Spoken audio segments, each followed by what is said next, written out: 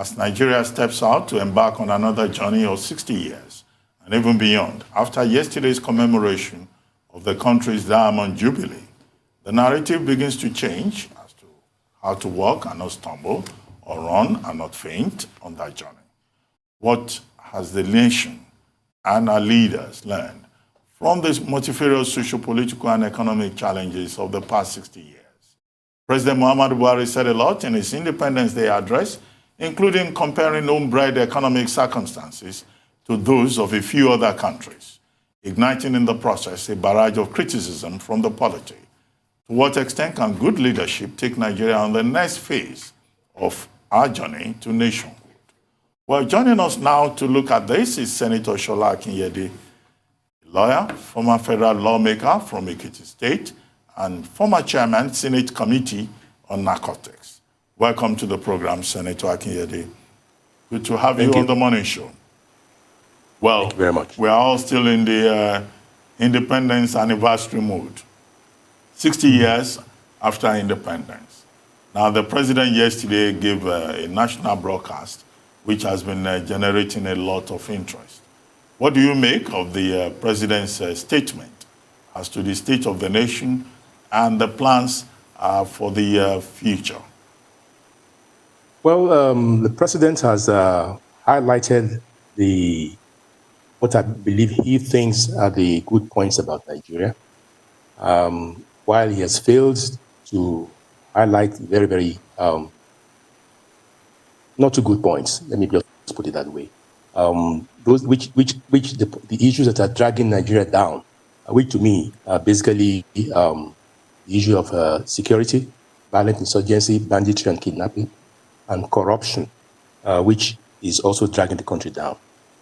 Presently, Nigeria, according to the World Bank, has the largest number of poor people in the world. We have more poor people in Nigeria than India. The population of India is 1.34 billion. That means the population of India is about 7 times our population, but we have more poor people than them. So the president, I believe it's his duty to try and highlight the good points, but there are very serious issues dragging Nigeria back, and that have set us back in the past 60 years. Basically, as I said, the issue of security and the issue of corruption. And to corruption, I will add the issue of a waste of our country's resources, what I call systemic waste of resources, principally by we, the elite in Nigeria, I must confess. When I say the elite, the systemic waste of resources by the political elite, the public service elite, that's basically what is happening. We divert those resources to ourselves, and that is why we have the highest number of poor people in the world.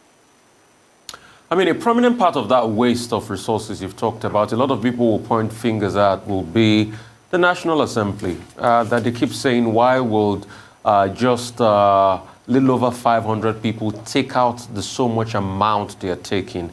And we hear things like, the project recently banded around to be done by the National Assembly as regards renovation of the complex itself, that is going to go up a certain, colossal amount of money. But a lot of people are complaining about it. So should the National Assembly start by looking inwards itself? Well, that is correct. But the problem cuts across the 3 arms of government: the legislature, the executive, and the judiciary. Let me give you an example. Last year, I believe, a certain senior judicial officer got into trouble because he was unable to account for 24 million naira, being the amount he was given to undertake just one journey, foreign journey. Now, 24 million naira is $86 million. Can you tell me of any country in the world where one man is given, a public officer is given $86,000, to travel just for one journey? So that's the judiciary. At the executive level, you have the same issue, right? What comes to mind is the pensions that the ex-governors and ex-deputy governors give to themselves. So you have this problem at all the levels, and not just at all the 3 arms of government, at all the 3 levels of government. You have them in the federal government, you have them in the state, and you have them in the local government. Let me give you an example at the local government. Last year again, some local government chairmen, I would not want to mention the state, but I'm sure people know the states. 30 of them booked a 30-day journey to Dubai for themselves to undertake how to study local government administration in Dubai. That is how the money is going. So while I agree that the National Assembly needs to look inwards, other arms of government are involved. Well, I mean, I would like to take you back to the points made by President Buhari in his statement yesterday. You have said the president identified some issues, but you think that the key issues are security and corruption. As for security, the president insists that he's doing his best. Corruption, he continues to insist, is a major issue for his administration, and that the administration is making progress in that regard. But he identified some other points. He talked about the decline of institutions, the military, the police, the judiciary. He talked about the failure of ethical, what he called ethical and high moral values. And then he talked also about artificially constructed fault lines, ethnic, religious, I guess he has in mind. Would you like to comment on those three and how those three issues have impacted on Nigerian life and the progress or otherwise that the country has made? Well, let me start with the issue of institutions. I agree that what makes a country to grow are the institutions, not its people. But under this government, I'm going to give you an example of EFCC. Under this government, there is presently a bill circulating by which the anti-corruption agencies are being dismantled. There's presently an EFCC amendment bill. That EFCC amendment bill is proposing to limit the power of the president to appoint the chairman of EFCC. The position of the chairman has been downgraded. Under clause 45 of that bill, the Attorney General of the Federation can take over prosecution of cases and ask for the files. The Attorney General of the Federation, under that proposed bill, has the power to transfer staff from the Ministry of Justice and from other government agencies to the prosecution department of EFCC. In addition to that, the Attorney General has just passed an asset tracing, recovery, and management regulation. It was passed in October last year. Under that regulation, he has taken overall custody and management of forfeited assets. He is in charge of approving the appointment of asset managers. He is in charge of management of assets in foreign jurisdictions. All these powers belong to under the present law are supposed to be exercised by the EFCC through their secretaries. But the Attorney General has now taken over these powers for himself. So when you talk of building institutions, this government, at least from what they are doing to EFCC, is doing the exact opposite. They are dismantling the institutions and they're trying to hand over the powers of those institutions to an individual. And what makes it particularly dangerous is that the Attorney General of the Federation is a politician and was a political party operative because he was a legal advisor to CPC. So what happens in 2023 if the PDP wins the presidential election and then the present legal advisor of PDP becomes the Attorney General? So that legal advisor can now, when he becomes the Attorney General, can take over the prosecution from EFCC and then appoint auctioneers to auction crude oil and other things, and then can discontinue or terminate prosecution corruption cases. So this is the issue. So the president is saying one thing, but his administration is doing something else. That's just an example about institutions.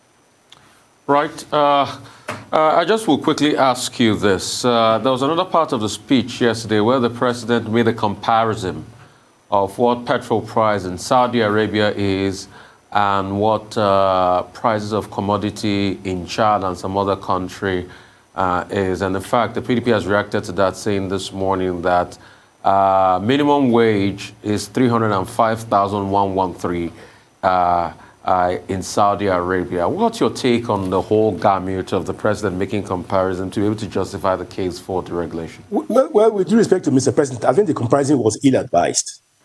As I said before, Nigeria has the highest number of poor people in the world, and that includes those countries that he's comparing us with. So I think it's ill-advised. Secondly, we have a precious mineral. There is no country in the world that does not subsidize some product or the other for its citizens.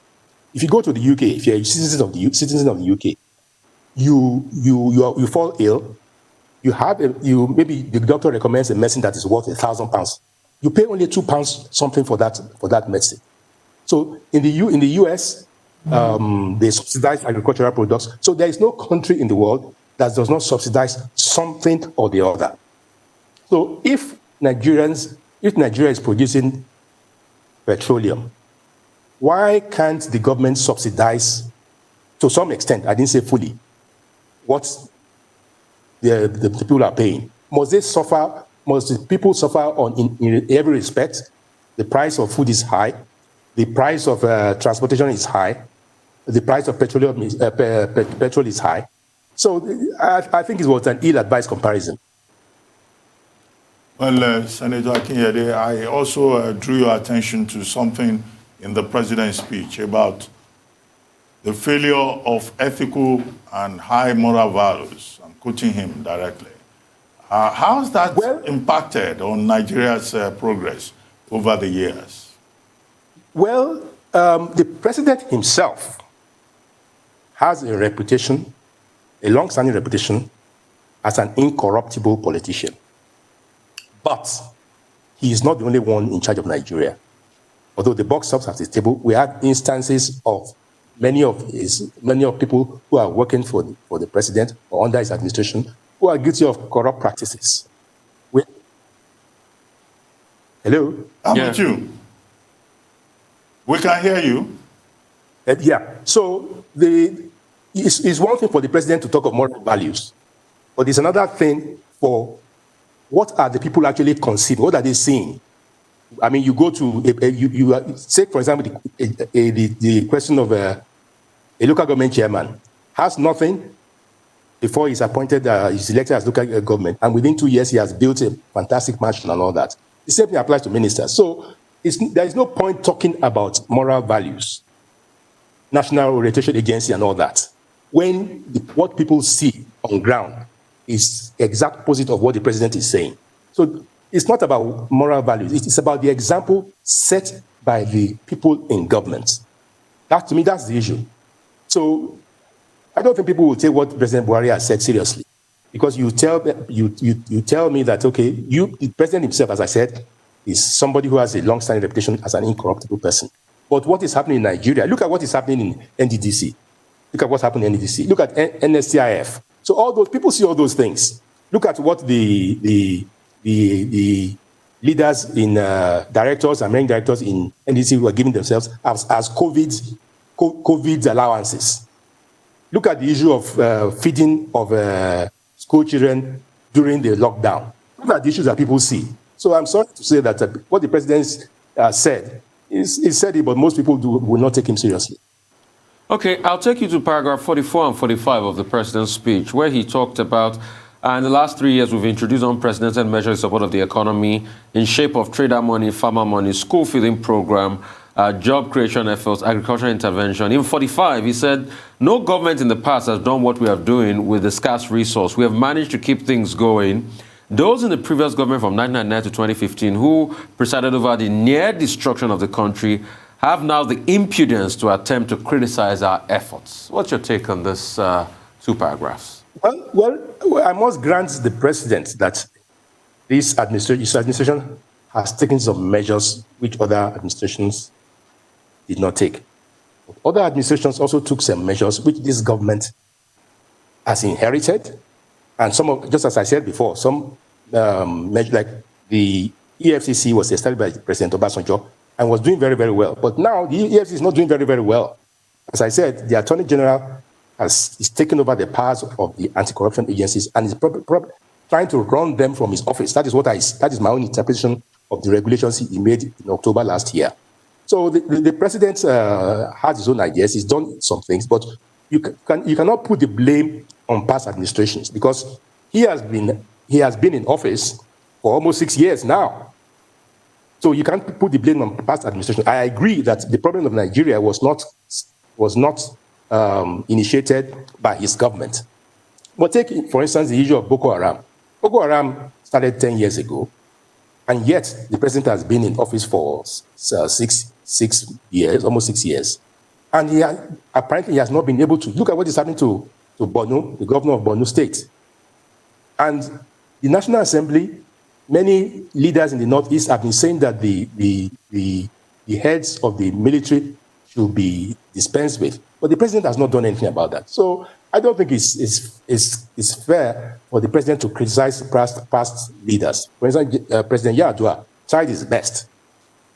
I know that there is some kind of tiff between President Obasanjo and the present administration, and I suspect that statement was aimed at Obasanjo, not at President Goodluck Jonathan. But as I said before, this government has done some things which need to be acknowledged, but they've also failed to do quite a number of things which are pulling us back. Well, maybe you are right in one regard, because yesterday at the Independence Day parade, President Jonathan was there with his spouse. They joined President Buhari, and I think General Gowon was also in attendance. General Dia was also there. President Obasanjo was conspicuously absent. Other leaders were also not there. But that in itself is a statement. But let's move away from the president's speech. Yesterday, a group in Yoruba land went onto the streets in Nigeria and elsewhere to call for Oduduwa Republic. In fact, in some major capitals in the West, both IPOB and Oduduwa Republic agitators marched together. What's your take on Oduduwa Republic? Because it looks like Yoruba leaders are divided over this. Well, my perspective is that the problem of Nigeria is not really ethnicity. The problem of Nigeria, as I said before, is corruption and insecurity. And the truth of the matter is that the issue of insecurity is a result of corruption, because it's been documented that take for instance in Nigeria, the areas of Nigeria where you have the highest incidence of banditry, violent insurgency, and all that, are also the poorest parts of Nigeria, the Northeast and the Northwest. Then again, take a look at what we had insurgency in the Niger Delta. Again, it was an issue of corruption, in which the people were, a lot of money was coming into the Niger Delta, but the money was not getting to the people. So for me, the issue of trying to go our separate ways is to me, it's presently a reaction to the Buhari administration, because quite a number of Nigerians from some sections of Nigerians feel marginalized, particularly the southeastern part of Nigeria. That is what is happening. For instance, I believe about sometime this year, the House of Reps suspended some discussion on some loan agreement because there was a protest from the southeast. They were marginalized. So the reaction of IPOB and Oduduwa, well, more of IPOB, the southeast, is a reaction to marginalization by perceived marginalization by the Buhari administration. And I agree that the southeast is being marginalized. And some Yorubas also feel that they are being marginalized in terms of appointments and projects. But the solution to Nigeria's problem is not for us to go our separate ways. Because if we go our separate ways, if we don't sort out the core issues of corruption, then those issues will still confront us. Again, let me give you an example. Niger Delta. Supposing, in 2017, for instance, the amount of money, FAAC money accruing to Akwa Ibom was 143 billion that year. Rivers was 119 billion. Ekiti was 25 billion. Yobe was 39 billion. Now, the question we should ask ourselves, what happened to all that money that was allocated to the Niger Delta? that in spite of all that money, there was so much poverty and corruption that the nation still felt a need to create the Niger Delta Development Commission. So if each zone, for instance, goes in separate ways, and those problems still exist, we will simply be federating corruption and institutional waste. I don't know where you get my point. Mm-hmm. So the issue is not whether we go separate ways.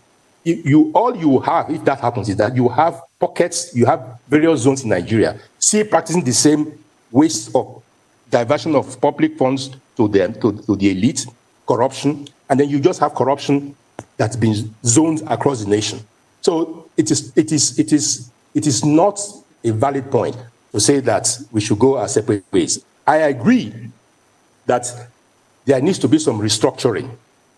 Let me give you an example.